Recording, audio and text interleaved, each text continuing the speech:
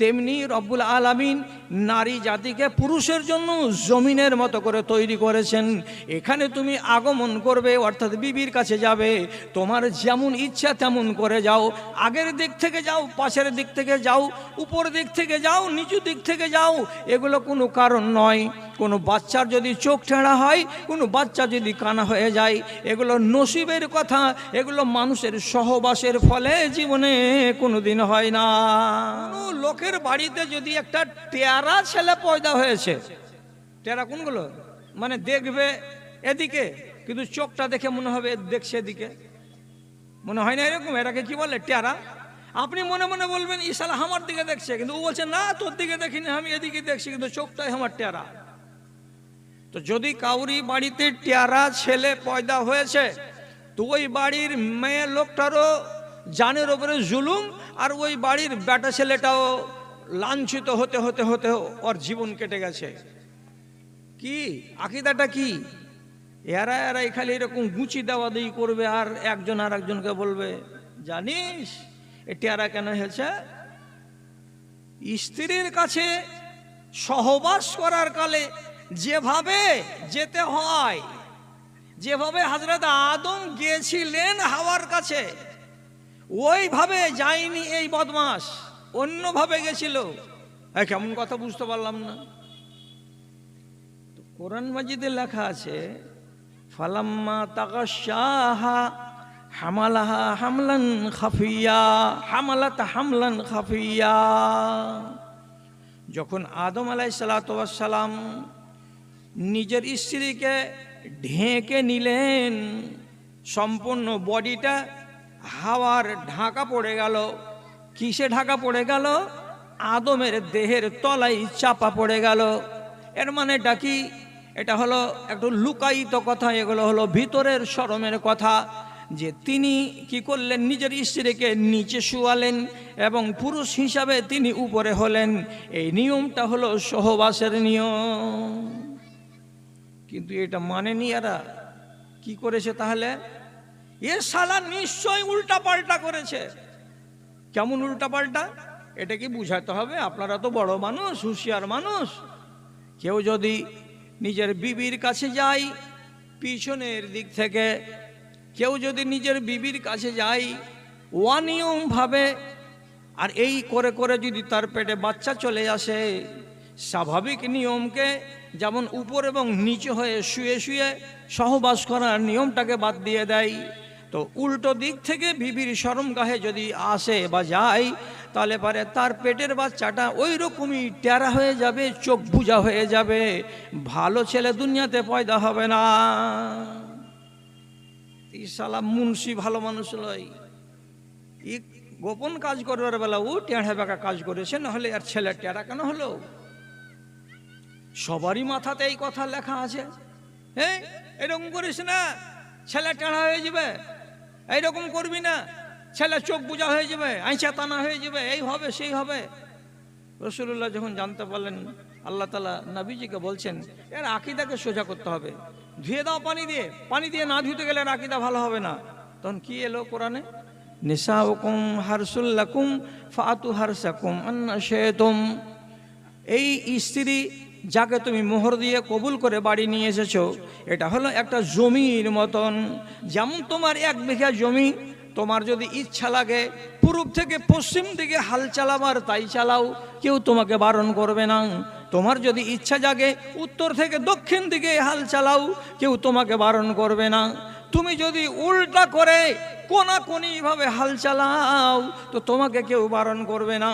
তোমার জমিকে তুমি যেমন ইচ্ছা তেমন করে হাল চালাতে পারো। তেমনি রব্বুল আলামিন নারী জাতিকে পুরুষের জন্য জমিনের মতো করে তৈরি করেছেন। এখানে তুমি আগমন করবে, অর্থাৎ বিবির কাছে যাবে, তোমার যেমন ইচ্ছা তেমন করে যাও, আগের দিক থেকে যাও, পাশের দিক থেকে যাও, উপর দিক থেকে যাও, নিচু দিক থেকে যাও, এগুলো কোনো কারণ নয়। কোনো বাচ্চার যদি চোখ টেঁড়া হয়, কোনো বাচ্চা যদি কানা হয়ে যায়, এগুলো নসিবের কথা, এগুলো মানুষের সহবাসের ফলে জীবনে কোনো দিন হয় না। কিছুদিন আকীদার উপরে চললো সংশোধনী ঝড়, তারপরে আসলো কিসে? সামাজিক ব্যাধিতে। সামাজিক ব্যাধি কোনগুলো?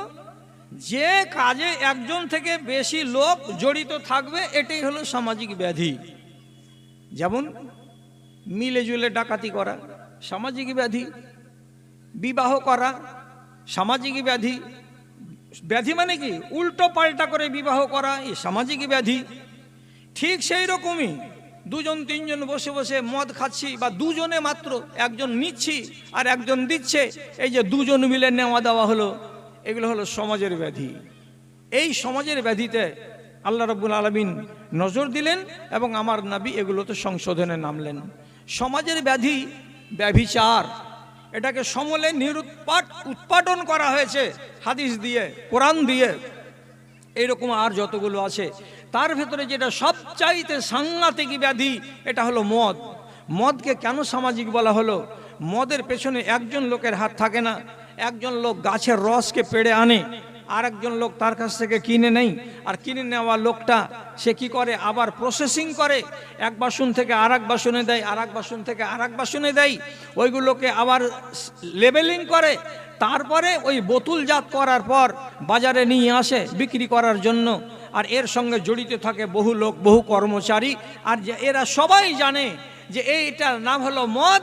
যে খাবে সে উলট পালট করবে, আর যে খাবে তার বিবেক ঠিকঠাক থাকবে না, উল্টো পাল্টা কাজ করবে, সবাই জানে। কিন্তু এর সঙ্গে জড়িয়ে আছে একাধিক মানুষ, তাই এরা সবাই সমাজের অঙ্গ, আর মিলিজুলিভাবে এই কাজ করে, তার জন্য এটা হলো সামাজিক অপরাধ। আল্লাহ তাআলা এই জিনিসটাকে হারাম করলেন। কিন্তু জেনে রাখেন, এই জিনিসটা আরব জাহানের লোকেদের মজ্জাতে ঢুকেছিল, এদের হাড় হাড্ডিতে ঢুকেছিল, এদের রক্তে মিশেছিল। এই জন্য এই মানুষগুলোকে আল্লাহ তাআলা যদি একই দিনে বলে দিতেন, এই তোমরা কয়টা লোক ঈমান এনেছো? তোমাদের বংশের যে আমরা 30-40 জন ঈমানদার হয়েছি, তোমরা মদ কাল থেকে খাবা না। যদি মদ খাও তো তাহলে তোমরা ঈমানদার রবে না, তোমরা সব আবার বাপের ধর্মে ফিরে চলে যাবার মতো হয়ে যাবে। খবরদার, কালকে থেকে কেউ মদ খাবে না। যদি এত কড়া শাসন দিত আল্লাহ, তাহলে পরে যে 40টা লোক এই বংশের ঈমান এনেছিল, ওর ভেতরে 39টাই কতক ধর শালা মদ ছাড়া থাকতে পারবো না, তো তোর ধর্মকে মানবো না। তখন আল্লাহ রাব্বুল আলামিন হিকমত করলেন কি, এরকম গা নেড়ে নেড়ে, গা সইয়ে সইয়ে, একবারে নয় দুবারে, দুবারে নয় 3 বারে এটাকে বন্ধ করলেন। প্রথম যেদিন আয়াত এলো, সেটা কি এলো? ইয়াসআলুনাকা আনিল খামরে ওয়াল মাইসিরে কুল ফীহিমা ইসমুন কাবীরুন ওয়া মানাফিউন লিন্নাস। হে আমার নবী, আপনাকে যেটা আয়াত দিলাম পড়ে শোনান এই মুমিনগুলোর সামনে। তা কি? আপনাকে যদি কেউ জিজ্ঞেস করে মদটা কেমন জিনিস, আপনি বলে দিবেন, মদ খেতে গেলে আর জুয়া খেলতে গেলে এর ভেতরে গুনাহ আছে এবং এর ভেতরে লাভ আছে। ইসমুহুমা আকবারু মিন নাফইহিমা, তবে এই দুজনের লাভ যা হবে তার চাইতে লোকসান বেশি হবে রে বাবা। কি বোঝা গেল? এতে লাভ আছে, এতে লোকসান আছে। তো দুটার ভেতরে লাভ লোকসান যদি তুমি দেখো, তো তাহলে লোকসানটা বেশি আর লাভটা কম। তো 1 টাকার ভেতরে যদি 69 পয়সা লোকসান হয়, তো 49 পয়সা তো লাভ আছে। লোক 2 ভাগে ভাগ হয়ে গেল। জমশেদের বাপ কইছে, লাভ যখন খানিক আছে তখন ছাড়বো না, চলুক কিছুদিন চলুক। আর একজনা বলছে, তোর কি মাথাটা ডাহিন বাঁয়ে হয়ে গেছে?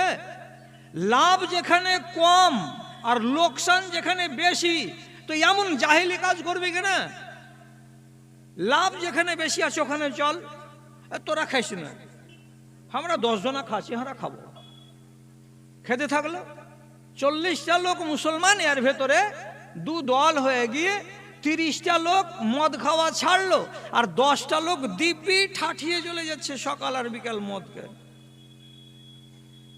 আল্লাহ রাব্বুল আলামিন দেখলেন, নরম করে একবার বললাম তো কি হলো, 4 ভাগের 3 ভাগ লোক মদ ছাড়লো, 2 ভাগ ছাড়লো, 2 ভাগ এখনো মদ ছাড়লো না। তখন আল্লাহ তাআলা এবার বলছে একটু পেঁয়াজটা কষে দিই, নাহলে তারকে ললি ফাল হয়ে যাবে, এভাবেই থেকে যাবে। তখন আল্লাহ তাআলার নবীর উপরে আয়াত এলো, দ্বিতীয় নম্বর আয়াত কি, লা তাকরাবুস সালাত ওয়া আনতুম সুকারা। হে ইমানদারেরা, তোমরা যারা মদ খাচ্ছ তারা কান খুলে শোনো, মদ খেতে মানা করিনি, বারণ করিনি। তোমরা মদ খাও, কিন্তু মদ পান করে মসজিদে নমাজ পড়ার জন্য আসিও না। মদ খেয়ে মসজিদে আসিও না। কেন? সব উল্টা পাল্টা করে দিবা। এক মদখোর একই রকমের শাড়ি এক পাড়াতে, ওর স্ত্রীর যেটা শাড়ি ওই রকমেরই শাড়ি দেখেছে সর্দারের বাড়িতে, আর একটা বহুর গায়ে শাড়ি। তো মনে করছে এটা তো আমার বিবি আছে। ওকে যায় পিছন দিক থেকে গলিতে উঠেই একজোরে তাড়াম করে একটা চড় আর দিয়ে মিষ্টি করে বলছে, তুই এখানে কি করতে এসছিস ওর বাড়ি? হ্যাঁ, লাথিয়ে ঠিক করে দেবো তোকে এখানে। ওই যদি ঘুরে এমনি করে দেখছে তো যারে, তো তুই কেন মারলি আমাকে, যে তুই হার মেয়ে লোকের শাড়ি কেন পিনাছিস? তো মানুষ এই জিনিস যদি সেবন করে তো আক্কেলের মিটারটা ঠিকঠাক করে কি ঘুরে? তো ঘুরে না। নমাজে যদি যাই এই জিনিসটাকে সেবন করে তো নমাজটা ভালো হবে? হবে না। নাম আছে হযরতে আলীর তাফসীরে, কিন্তু এটা সহি সূত্রে বর্ণিত নয়। তবে ওয়ালিদ বলে এক সাহাবীর নাম আছে, ফজরতে নমাজ পড়েছে। তো ফজরের নামাজ হলো 2 রাকাত, একবারে টনটনে করে 4 রাকাত নামাজ পড়িয়া বসে বসে জিকির করছে, সুবহানাল্লাহ সুবহানাল্লাহ সুবহানাল্লাহ। লোকেরা বলছে, হাজি ফজরের নামাজ ফের রাসূল ইন্তেকাল করার পরে 4 কবে হলো? এই যে ঢোল হয়ে আছে মদ খেয়ে, এটা তো আর মানুষ জানে না। খানিক বাদ তখন কইছে যে 4 রাকাত হয়ে গেছে নাকি? যে বলছে হ্যাঁ 4 রাকাত হয়ে গেছে। কিসের খেলা এটা? ওই গিলাসের খেলা। তাহলে নমাজটা উল্টা পাল্টা হবে। এই আয়াতটা যখন নাজিল হয়, যেটা আপনাকে আমি পড়ে শোনালাম, এই আয়াতের দিন যেই সাহাবী কোরআন মাজিদের তিলাওয়াত করছে মসজিদে, আপনি ওর তেলাওয়াতটা আমি করছি, আপনি শুনেন তো, শুনে বুঝতে পারবেন তো মদ খাওয়া লোকের তেলাওয়াত কেমন হয়েছে। কুল ইয়া আইয়ুহাল কাফিরুন আ'বুদু মা তা'বুদুন। তারপরে ঠিক করেন, কত কত চলে যান শেষ পর্যন্ত। গোড়াখানে কি বলছে? কুল ইয়া আইয়ুহাল কাফিরুন আ'বুদু মা তা'বুদুন। তরজমাটা আসমান আর জমিন হয়ে গেল। হে মুশরিকের দলেরা, তোমরা যে আল্লাহকে পূজা করো, আমরা মুসলমানেরা সেই আল্লাহকে পূজা করি, অথচ কোরআনে কি বলছে? লা আ'বুদু মা তা'বুদুন। তোমরা যেগুলোকে ইবাদত করো ওইগুলোকে আমরা ইবাদত করি না। কথাটাকে এমন সাংঘাতিক ভুল করে দিল কে? এমন এক নামাজি, যে নামাজি মদ খাওয়ার পরে মসজিদে এসেছে। আল্লাহ রাব্বুল আলামিন বলছেন, মদ খেয়ে তোমরা মসজিদে আসিও না। এবার নামাজি মানুষ বেশিরভাগগুলো তো ছেড়ে দিয়েছে, যে 10% ছাড়েনি ওরা তো একজন আর একজনকে বলছে, হ্যাঁ চাচা কি করবি হে, জোহরের নামাজ পড়ে ঠোড়ে খেয়ে নিব 1 গিলাস। ওই যাবে 1 গিলাস জোহরের পরে খাবি তো ইয়ার নিশাটা জাগতে আধ ঘন্টা লাগবে, আর আধ ঘন্টা পরে আস্তে আস্তে আস্তে নিশাটা যখন ফুল ডোজে আসবে তখন ফের আসরের আজান হয়ে যাবে। তো তখন তো নিশাতে থাকবি, তো ওই হালাতে যদি আসরের নামাজ পড়তে যাস তো ধরা পড়ে যাবি। রে জোহর আসরে তো বেশি ফাঁক নেই, তাহলে আসরের নামাজ পড়ার পরে মুগরুবের এই মাঝখানে কিন্তু 2.5 ঘন্টার ফাঁক আছে, এইখানে মেরে দেবো 1 গিলাস, যা হবে হবে। এই যে মারবি, ফের ওই ঘটনা হবে। 1 ঘন্টা পরে নিশাটা জেগে যাবে, আর 1 থেকে 1.5 ঘন্টা 2 ঘন্টা নিশাটা থাকবে, ফের ওই হালাতে মাগরিবে যাবি, উঠে তখন উল্টা পাল্টা করে বসে থাকবি, এখনো খাইতে পাবি না। এরা মনে মনে ভাবে জোহর থেকে আসরের মাঝখান ঘেরা, আসর থেকে মুগরিবের মাঝখান ঘেরা, তাহলে এশা থেকে ফজর পর্যন্ত এখানেতে কিন্তু লম্বা ফাঁক আছে, এখানেতে খেলে ভালো হবে, এখানে অসুবিধা হবে না। আর একজনে কইছে মদ খেয়ে যদি শুইতে যাবি তো মজা কি পালি রে শালা। মদ খাবি আর চোরাহাতে চোহরাতে ঘুরবি, আর ওকে ডাকবি, মুন্সি আইসো চা খেয়ে দাও, চা আমি খাওয়াবো, টাকা যা লাগে আমি দেবো, তাহলে তো তোর মদ খাওয়া বুঝা গেল। বলছে শালা এই টাইমে চা মদ খেয়ে তো কোনো জুতি পাওয়া গেল না। তখন আর একজন লোক বলছে, কিচ্ছু নয়, তোকে ঘেরেছে আল্লাহ তাআলা এমনি করে পেঁয়াজ দিয়া, যে শালা মদ এমনি ছাড়বি না, ওই কথাতে তো এই কথাতে তো ছাড়বি। তখন এই 10%-এর 8% লোক বলছে, ছেড়ে দে, যখন এগুলা এইরকম জিনিস সামাজিক ব্যাধি, তখন এটাকে আর খাবো না। 8% তো বেঁচে গেল, কিছু কিন্তু থেকেই গেল। এখন 3 মাস গেল, 4 মাস গেল, 5 মাস গেল, কিছু কিছু লোক এখনো মদ ঠাঠিয়ে খেয়ে যায়। যারা খায় না তারা মনে মনে বলে, হবে তোরা যে ছাড়লি না আর আমরা যে ছেড়ে দিলাম, তোরা ছেড়ে দিয়ে আমরা ছেড়ে দিয়ে পস্তাছি, আর এখন মনে মনে বলছে আর একবার তোদের দিকে যাব না, কি করব। 5 রকম ভাবতে রইল। এমন সময় আল্লাহ রাব্বুল আলামিন আবার কোরআন মাজিদে আয়াত নাযিল করলেন। কি কোরআনে আয়াত নাযিল হলো, ইন্নামাল খামরু ওয়াল মাইসিরু ওয়াল আনসাবু ওয়াল আজলামু রিজসুন মিন আমালি শাইতান ফাজতানিবুহু। মদ খাওয়া এবং জুয়া খেলা, দেবী দেবতার আস্তানাতে যাওয়া এবং তীরকে এমনি করে বাসন থেকে টেনে নিজের ভাগ্যকে পরীক্ষা করা, এগুলো সব হলো শয়তানের কাজ। যারা যারা মদ খায় তারা শয়তানের ভাই, যারা যারা জুয়া খেলে তারা শয়তানের ভাই। এই বলে আল্লাহ রাব্বুল আলামিন সাফ ভাষাতে বললেন, তোমরা থেমে যাও, আর তারপরে বললে তোমরা রুকে যাও, তোমরা এরপর থেকে মদে মুখ লাগাতে যাবে না। যখন আল্লাহ তাআলা বলেন ফাহাল আনতুম মুনতাহুন, তোমরা থামবে না, থামবে না, তোমরা ছাড়বে না, ছাড়বে না, এই কথা দিয়ে যখন একবারে সরাসরি রব্বুল আলামিন জিজ্ঞাসা করে দিলেন এই মদখোর লোকটিকে, তখন এই বাকির তালিকাতে হযরত উমরের নাম আছে। সব শেষ চান্সে হযরত উমর প্রথম আসমানের দিকে লাফ মেরে মেরে উপর দিকে হাত তুলে তুলে আল্লাহ তাআলাকে ডেকে ডেকে বলেছিলেন, ইনতাহাইনা ইয়া রাব্বে ইনতাহাইনা, হে আমাদের মালিক আল্লাহ, আপনি জিজ্ঞেস করে বললেন তোমরা থামবে না, থামবে না, তোমরা মদ খাওয়া ছাড়বে না, ছাড়বে না। হে দেখেন আল্লাহ তাআলা মদ খাওয়া জীবনের মতো ছেড়ে দিলাম, আর মদে মুখ লাগাবো না, মদ আমরা কোনোদিন ছুঁয়েও দেখবো না। ফ্রেশ হয়ে গেল গোটা দেশ। তারপরেও গাঙে যেমন বালু ছাড়া থাকে না, দুটা একটা এই গাঁ উটোলা ইটোলাতে পাওয়া যায়, এক একটা করে পাওয়া যায়। এবার এদের কি হবে? কানুন হয়ে গেল। কি কানুন হলো? যদি কোনো মানুষকে মদ খেতে দেখতে পাওয়া যায়, বুঝতে পারা যায়, তাহলে ওকে ধরো, ওকে মারো, ওকে গুনতি করে মারতে হবে না, আর এতটি কোড়া মারতে হবে না যে 80-তে চলে যায় কিংবা 100-তে চলে যায়, এত কোড়া মারতে হবে না।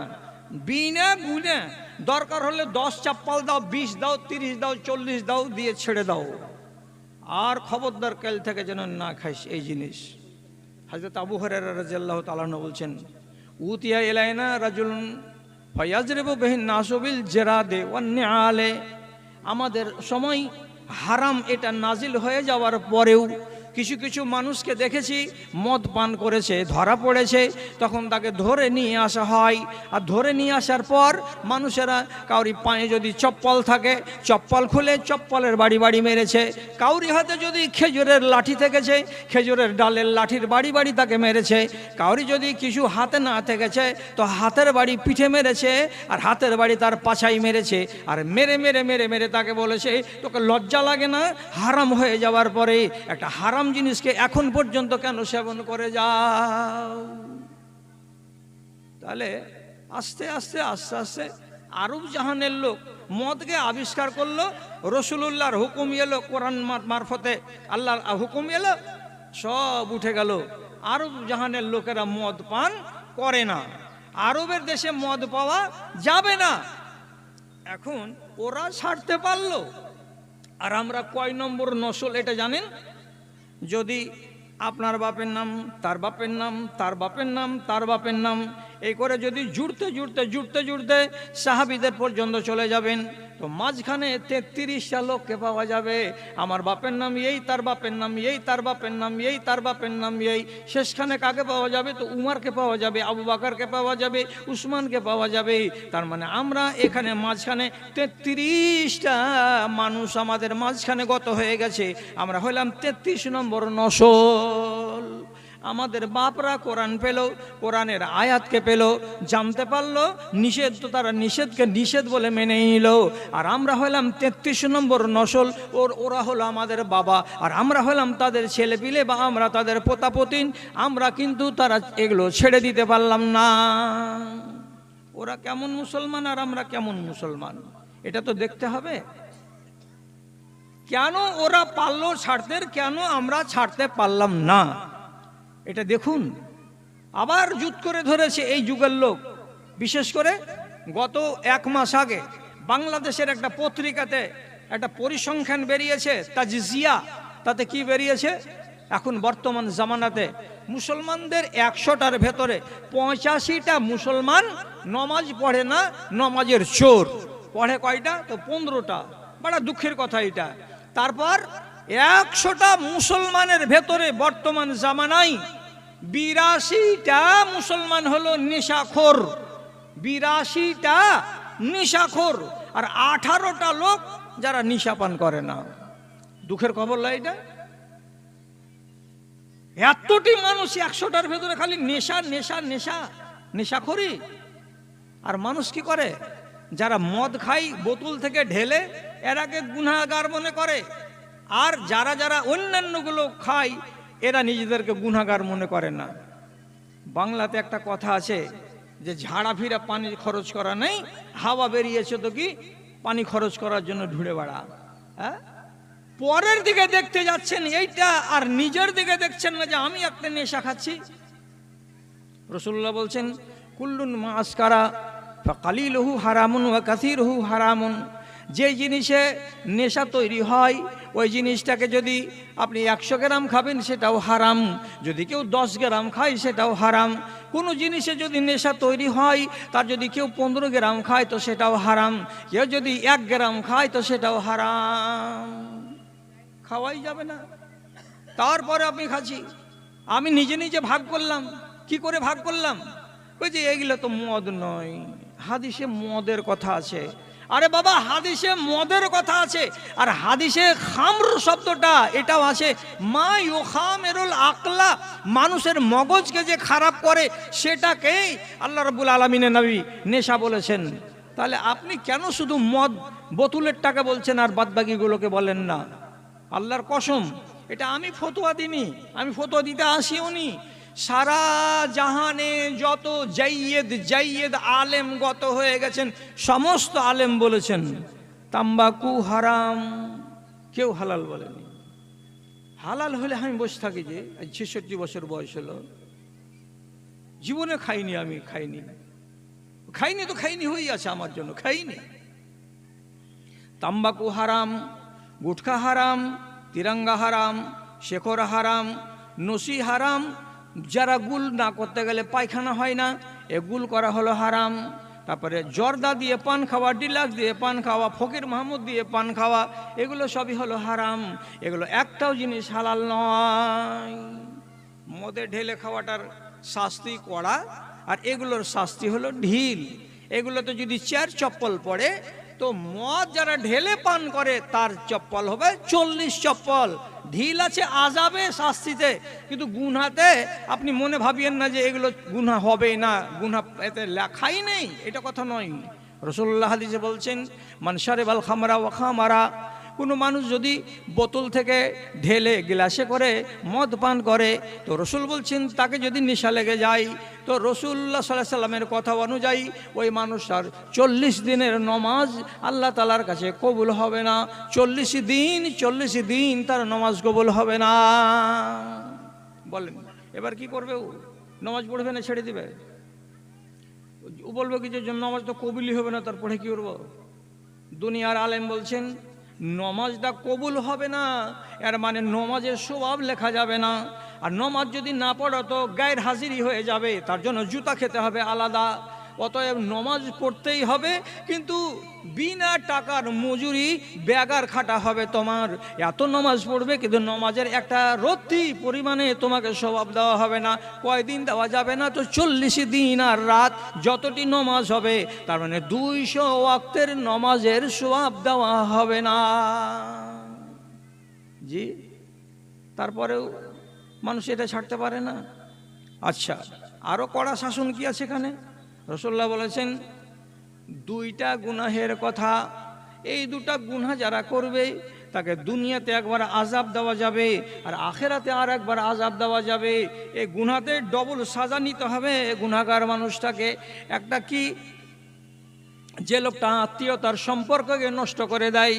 আত্মীয়তার সম্পর্ক মানে কি? এটা আমার খালু হলো, জীবনে খালুর দিকে চোখ তুলে তাকায় না, সালাম দেয় না। এটা আমার বাপ হলো, বাপকে বাপ বলে কোনোদিন ডাকে না। এটা আমার মা হলো, মায়ের সঙ্গে তার সেলা রহমই নাই, চলাচল নাই। মা এখন মাহই হয়ে বসে আছে, বাপ এখন তাহই হয়ে বসে আছে। বেটা একই আংনাতে ভাত আর মাছ রান্না করে আর মচর মচর করে খায়, আর বুড়া মা আর বাবা হাত পুড়িয়ে পুড়িয়ে শুধু শুধু বেগুনকে ভাজি করে, বেগুনকে পুড়িয়ে সাঁড়া দিয়ে ভাত খায়। এই রকম যারা করবে এদেরকে বলা হয় কাতিয়াতুর রাহম, মানে রিশতাদারিকে নষ্ট করা। যারা সেলা রহমকে নষ্ট করে দিবে এ মানুষটাকে দুনিয়াতে একবার আযাব ভোগ করতে হবে আর আখেরাতে একবার আযাব ভোগ করতে হবে।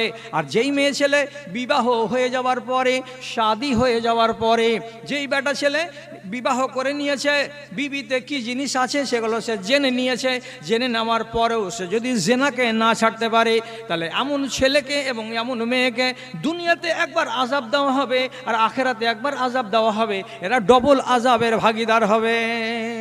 এটা এক হাদিস। আর একটা হাদিস শুনে নেই এবার কি রাসূলুল্লাহ বলছেন, 3 প্রকারের গুনাহগারকে প্রথম চান্সে জান্নাতে যেতে দেওয়া হবে না। নমাজ পড়ো, রোজা করো, হজ করো, যাকাত দাও, যত কিছু করার আছে করো, আর করার পরে মরো। যদি 3টা গুনহার একটা কিংবা 2টা কিংবা 3টাই থাকে, তোমাকে প্রথম চান্সে আল্লাহ জান্নাত দেবেন না, তোমাকে ঝেলতে হবে 1 বছর, 2 বছর, 5 বছর, 10 বছর, তারপর জান্নাতের মুখ দেখতে পাওয়া যাবে।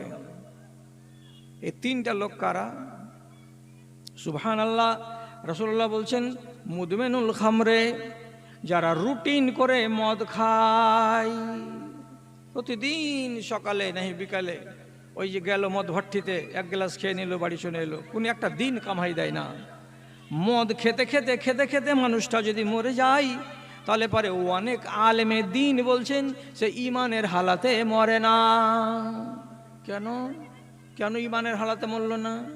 মদ খেয়েছে 1 গিলাস, সকালবেলায় তো ওর মাথা মগজ সব ঠিক ছিল, তো তাহলে কেন মুসলমান হয়ে মরল না? রাসূলুল্লাহ হাদিসে বলছেন লা ইয়াজনি জানি হিনা ইয়াজনি ওয়া হুয়া মুমিনুন ওয়া লা ইয়াশরিবু শারিবু ওয়াল খামরা হিনা ইয়াশরিবু ওয়া হুয়া মুমিনুন। যখন কোনো মদখোর মদখোরি করে তখন সে মুমিন হয়ে থাকে না। যখন একটা মুসলমান জেনা করে, তো জেনা করার সময় ওই মুসলমান ছেলেটা আর মুসলমান মেয়েটা ইমানদার হয়ে থাকে না, এদের ইমান বেরিয়ে যায়। সহিহ হাদিসের ভিতরে পরিষ্কার করে লেখা আছে এজা জানাল আবদ, যখন একটা বেটা ছেলে ব্যভিচারে লিপ্ত হয়, তখন ওই খেজুরের বাগানে, আমের বাগানে রাতের অন্ধকারে, রাত 8টার সময়, 10টার সময়, এরা দুইজন নাপাক ইনসান যখন মন্দ কাজটা করে, তখন দুজনেরই অন্তর থেকে ইমানটা বেরিয়ে যায়। মাথার উপরে যেমন মেঘগুলো উড়ে উড়ে বেড়ায়, ওই রকম দুইজনের ইমান উড়ে উড়ে বেড়ায়। আর ওইখান থেকে আওয়াজ যায় আর বলে, এরে বেঈমান, আমাকে তুই বের করে দিয়েছিস আর কুফুরকে অন্তরের ভেতরে জায়গা দিয়েছিস। আমি কুফুরের সঙ্গে বাস করি না, কুফুর আমার সঙ্গে বাস করবে না, ওর সঙ্গে আমার লেনা নেই, ওর সঙ্গে আমার কোনো দেনা নেই। কুফুরি এবং ইমান এক জায়গায় জমা হতে পারবে না। এই জন্য তুমি কুফুরকে ডেকে এনেছো, আমি ঘর ছেড়ে চলে এসেছি। তাড়াতাড়ি করে কুফুরকে গেট থেকে বের করো, অন্তর থেকে বের করো, তাহলে আমি তোমার অন্তরে এসে ঢুকবো। আর তুমি যদি কুফুরকে ঘর থেকে বের না করো, তাহলে আমি উপরে বেরিয়েছি, উপরেই থাকবো, তোমার অন্তরের ভেতরে প্রবেশ করব না। কি করে ঘুরে আসবে? ব্যভিচার করার পরে তাকে তওবা করতে হবে খালেস অন্তরে, যে আল্লাহ এটা ভুল করেছি, তুমি আমাকে মাফ দাও। তওবা করতে হবে, লাঞ্ছিত হতে হবে, আল্লাহ তাআলার কাছে নিজের রুসওয়াই আর নিজের নাদামত পেশ করতে হবে। করার পর তখন মনে মনে ভাবতে হবে আমার অন্তর থেকে কুফুরি গেছে আর আমার ইমান আমার বুকে ফিরে এসেছে। তো এখন আজকে মঙ্গলবারের দিন মদ খেলো বেলা 10টার সময়, তওবা করার টাইম আছে? এই তওবা করে যারা মদখোরি করে, তারা সারা দিন গেল, রাত চলে গেল, ফের টাটকা আবার বেলা 10টায় মদ খেয়ে নিল, তো তওবা তো করেইনি। এই হালাতে যদি মরে যাই, ও কি ইমানের হালাতে মরলো? ও তো কুফুরের হালাতে মরে গেল। এইরকম কুফুরের হালাতে যদি মরে যায়, তো রাসূলুল্লাহ কি বললেন? যারা মদ নিশা করে খাবে, খেতে খেতে খেতে খেতে মরে যাবে, রব্বুল আলামিন তাকে প্রথম চান্সে জান্নাতের মুখ দেখাবেন না। আর কারা বলে আক্কুল ওয়ালিদাইহি, যারা নিজের মা বাবার সঙ্গে নাফরমানি করে রাখবে, কোনো সম্পর্ক রাখবে না, তারা এক চান্সে প্রথমে আল্লাহ রব্বুল আলামিনের জান্নাতে যাবে না। আর একটা ওই লোক জান্নাতে যাবে না যেই লোকটার উপরে তার বাড়িওয়ালি দাঁত খিস্টাই, কড়া কড়া করে বিবি কথা বলে, শাসন করে। তোমাকে যে বুধবারের দিন 200 টাকা দিলাম, আজকে তুমি শুক্রবারের দিন ফের কেন টাকা চাইছো আমার কাছে, মিনসার খাসলত খারাপ হয়ে গেছে। এই রকম করে স্ত্রী যদি পুরুষটাকে চোখাই আর পুরুষটাকে যদি খবরগিরি করে আর বেশি বেশি কড়া কড়া করে কথা শোনায়, তাহলে এই রকম মানুষ সব কিছুকে হজম করে নিচ্ছে, বিবির সামনে কোনো কথা বলতে পারে না, কাচুকুচু হয়ে থেকে যাচ্ছে, কাবু হয়ে বসে থেকে যাচ্ছে। কেন? আমি যদি কিছু বলতে যাই তো আমার বিবি হলো ধনির বেটি, আমার বিবি 5 বিঘা জমি নিয়ে এসেছে আমার বাড়িতে, রাগ করে যদি চলে যাই আমার সর্বনাশ হয়ে যাবে। এই জন্য বিবির আইন আবদারগুলোকে এবং জুলুমগুলোকে হজম করে নেয় যে এই পুরুষটা, এই পুরুষটাকে আরবিতে দাইয়ুস বলা হয়। আর দাইয়ুস হয়ে যদি কেউ কবরে যায়, তাহলে প্রথম চান্স সে আল্লাহর জান্নাতে জীবনে যেতে পারবে না, পুড়ে তারপরে যেতে হবে, পাবে না। তাহলে আপনি এ দুটোকে ছেড়ে দেন। নেশা খাওয়া কত হারাম জিনিস, খারাপ জিনিস, যে এই নেশার কারণে একটা মানুষের ভাগ্য থেকে জান্নাত পালিয়ে যাচ্ছে দূরে। জি দাদা আমার, এই জিনিসটা কত খারাপ। প্রথমে আপনি মনে মনে ভাববেন যে আমি তো বেশি খাই না, অল্প খাই শরীরটা ঠিক রাখার জন্য। তো এই অল্প খেতে খেতেই আপনার অভ্যাস যখন খারাপ হয়ে যাবে, তখন জীবনের অংশ হয়ে যাবে, ছেড়ে থাকতে পারবেন না। এতে ক্ষতি কত আছে। আপনি আর 2টা কাজ অন্যায় হয়তো করতেন না, কিন্তু মদ খেয়ে নিতে গেলে আপনাকে করতে হবে। আর যারা মদ খায়, আপনি সাদা কাগজে লিখে নেবেন, মদখোরের বাড়িতে প্রথম নম্বর ঝগড়া হবে তার বিবির সাথে। পহিলা ঝগড়া কার সাথে? বিবির সাথে। আজকাল টাকা পয়সা ছিল, টাকা দিয়ে মদ খাওয়া হয়ে গেছে, আগামীকাল টাকা নেই মদ খাওয়ার, কি করতে হবে? তখন বিবিকে বলছে টাকা দে। আমি টাকা আমি কিন্তু দেবো, তোর বাপকে কয়া, তো আমার বাপ বিয়ে দিয়েছে তোমার সাথে, মদের টাকা তোমাকে রোজ রোজ দিয়ে পাঠাবে বলে, শালি টাকা দিবি না তুই? এই আলি আর শালি করে দিল গুড়ানি শুরু আরো করে, পিটা লাল করে দিল, ভূত করে ফেলে রেখে দিয়েছে বাড়িওয়ালিকে। তারপরে কোনো হিসাব টিসাব লাগে না, দরকার পড়লে ইয়ার কাঁসার থালা খান্ডাকে নিয়ে যাওয়ার, বিক্রি করে বলে আজকার মতন তো হোক। দেখবেন 1 মাসের ভেতরে ওর বাড়িতে কাঁসার থালা, গিলাস, হাতা, বাটি, কচুন কিছু থাকবে না। আর একদিন কখন যে বিবির গলার হার কেউ মর্গে দিয়ে দিয়েছে, দেওয়ার পরে টাকা নিয়ে মদ খেয়ে খেয়ে খেয়ে খেয়ে শোধ করছে, আপনি কিছু বলতে পারবেন না। প্রথম ঝগড়া কার সাথে হয়? তো বিবির সাথে হয়। তার দ্বিতীয় নম্বর ব্যাড ইফেক্ট কার উপরে পড়ে? ওর ছেলেপিলের উপরে পড়ে। স্কুলে যাবে, আর যাওয়ার পরে স্কুলে ছেলেটা মাসুম পড়াশোনা করছে, তো ছেলেতে যদি ঝগড়া হয়ে যায়, তো একজন ছেলে আর একজনকে বলবে কে তোকে মারলাবে, তো ওরা তো সবাই চিনে, তখন বলছি এই শালা মদখোরের বেটা আমাকে মেরেছে। ছেলে মানুষকে বলছে মদখোরের বেটা, তুই করবি পাপ আর আজাব পোহাবো আমি বছরের পর বছর ধরে। ভালো বেটি যদি বাড়িতে থাকে, সুন্দরী মেয়ে, তো ভালো জায়গা থেকে একটা প্রস্তাব আসবে, আর একজন লোক বলবে তুই ইয়াকে চিনিস, মহবুলকে চিনিস, যার বেটিকে তুই বউ বানাতে যাচ্ছিস? কিছু না, ও শালা তোর বাড়ি যেদিন বেটি আনতে আসবে সেদিন কহি দিবে বিহাই এক বোতলাইনে থিও আমার লেগে, তোর বিহাইকে মুরগা দিয়ে ভাত খাওয়াবি, অত হবে না, ও বোতল খাবে তো যাবে তোর বাড়ি থেকে, তখন কপালে হাত দিয়ে বলবে ইন্না লিল্লাহ, এরকম মদখোরের বেটি আমি বাড়িতে আনবো? যাবে না, ভেঙে যাবে। তাহলে আপনার আজাবটা কে পোহাবে? আপনার একটা সুন্দরী মেয়ে পোহাবে, ভালো বাড়িতে তার রিশতা হবে না। তাহলে এই খেসারতগুলো কে দেয়? যারা এগুলো ভুক্তভোগী তারা জানে। আপনি যদি বলেন যে না এগুলা কথা সত্য নয়, তাহলে আপনি বলেন সারা ভারতবর্ষের ভিতরে 2টা মাত্র স্টেট আছে, যে 2টা স্টেটে মদ হারাম, তার ভিতরে একটা হলো বিহার। এই জন্য নীতিশ সরকারকে আমরা কি বলি, বাঙালির লোক আমরা মুবারকবাদ দিই। কেন? ফেসবুকে দেখতে পাচ্ছি হাজার হাজার বেটি ছেলে হাসছে। কেন হাসছে? বলছে আমার বাড়িতে আর ঝগড়া হয় না, কাজিয়া হয় না। কেন কাজিয়া হয় না? মদ খেতে পাই না, তখন কাজিয়া আর হয় না। হাজার হাজার ফ্যামিলি সুখে আছে, এখন মদ পান বন্ধ হয়ে গেছে, তো বাড়িতে মেয়ে মধ্যে আর ঝগড়া হয় না। তারপরেও এ মদের ব্যবসা তো হারাম ব্যবসা, দুদিকে এত বড় বড় দুই চোঙ্গা লটকে লিয়া গুয়াল মাথাতে তেনা বেঁধে নিয়ে চলে আসে, ঘড় ঘড় ঘড় ঘড় ঘড় ঘড় করে। পুলিশ বলছে এই দাঁড়াও, কি আছে? হ্যাঁ দুধ আছে স্যার, দুধ আছে। দুধ আছে রে হারাম কর, খালি ডাড়াম তুই ফেরত বাড়ি আছিস, ভিতরে যদি দেখেন তো শুধু বোতল ভরা আছে। কাউ কি ছাড়ে না। যখনই কুমেদপুর স্টেশন গাড়ি ছাড়বে, বিহারে ঢুকবে, তো আমরা আমাদের মতো মৌলবীদের ব্যাগে কই জমলি সাহেব ব্যাগ মে ক্যা দিখাইয়ে, বলছে দেখ 3 বোতল নিয়ে যাচ্ছি ধুমগড়ের জালসাতে। কে জানে কি নিয়ে যাচ্ছি ব্যাগে করে। এরা নিজের কাজ করছে, কিন্তু মুসলমান নিজের কাজ করে না। এটা কত সাংঘাতিক জিনিস ভালো করে বুঝেন। নাসাই শরীফের ভেতর একটা হাদিস এসেছে, একটা আবেদ বানি ইসরাইলদের মাঠে ইবাদত করত। ওই আবেদকে ইমতেহান করবে এক চৌধুরীর বেটি, তার জন্য ডেকে পাঠালো তার বাঁদিকে দিয়ে, যা ওখানে গিয়ে বলবি আপনাকে ডেকেছে। কে ডেকেছে? তো এই চৌধুরী বংশের যে এখন বর্তমানে মহিলা রানীর পদে আছে, সেই চৌধুরী রানী তোমাকে ডেকেছে দেখা করার জন্য, চলো বাড়ি চলো।